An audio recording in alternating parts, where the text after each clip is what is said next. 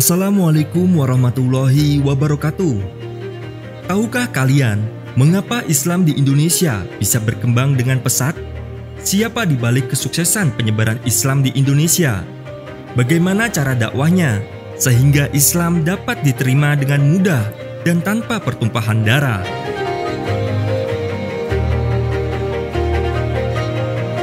Sahabat yang budiman, nenek moyang bangsa Nusantara telah memiliki dan memeluk agama serta kepercayaan terhadap Tuhan Yang Maha Esa sebelum datangnya agama-agama samawi ke bumi Nusantara. Agama dan kepercayaan lokal telah berkembang pesat menjadi bagian yang tidak terpisahkan dari kehidupan masyarakat. Kedatangan agama-agama samawi secara perlahan mampu berbaur dengan budaya masyarakat lokal. Sebelum Islam masuk ke Nusantara, agama Hindu, Buddha telah eksis dan menjadi bagian tak terpisahkan dari kehidupan bangsa Nusantara.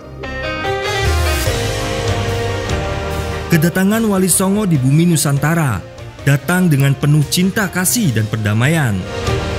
Pendekatan dakwah yang dilakukan Wali Songo adalah pendekatan dakwah Rasulullah yang sangat santun dan beradab, mengedepankan akhlakul karimah, budi pekerti yang luhur dan jauh dari kekerasan, serta sangat memanusiakan manusia.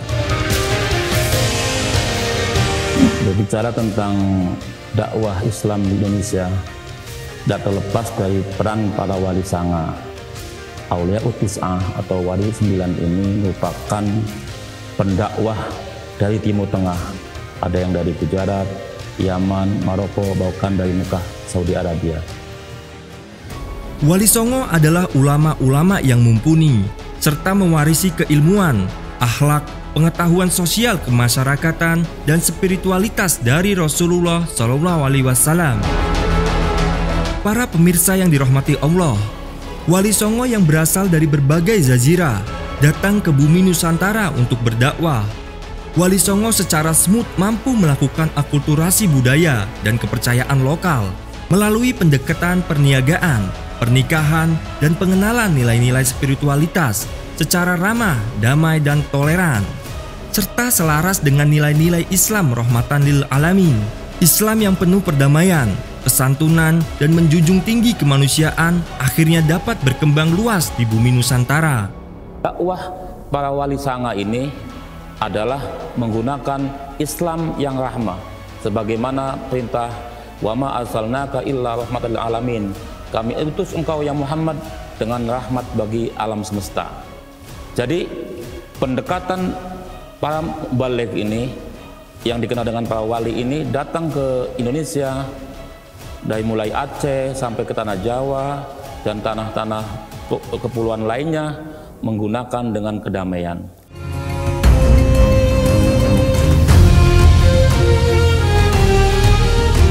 Wali Songo berdakwah dengan menghormati tradisi lokal dan mampu memasukkan nilai-nilai keislaman tanpa merusak budaya dan kepercayaan lokal yang ada.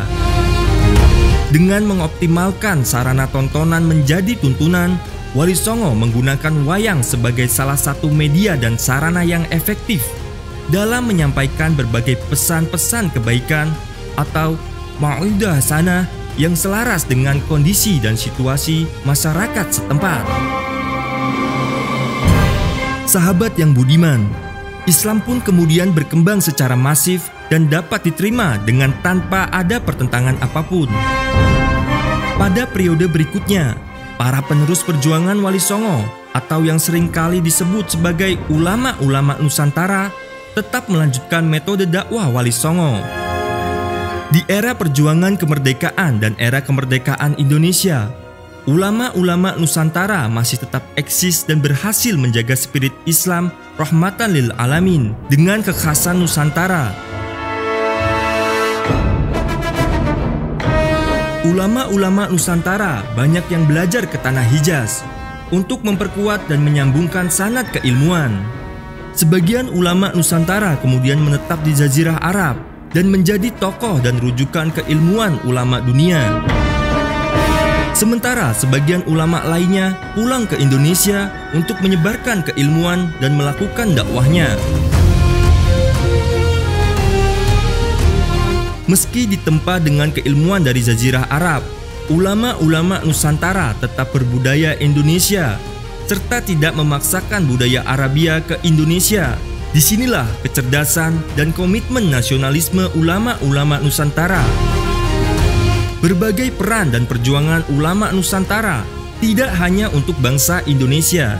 Perjuangan ulama Nusantara juga telah terbukti berhasil menjaga keberadaan makam Rasulullah SAW agar tidak digusur dan dibongkar oleh penguasa Hijaz pada saat itu.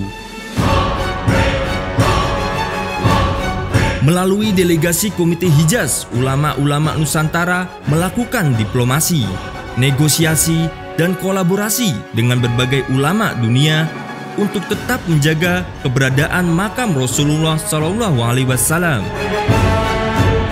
Akhirnya, kita harus mensyukuri atas anugerah dan rahmat Allah Subhanahu wa Ta'ala terhadap bangsa dan negara Indonesia, sehingga kini Islam masih dipeluk oleh mayoritas warga bangsa, meski ke depan tidaklah mudah menghadapi berbagai serbuan paham radikal dan intoleran.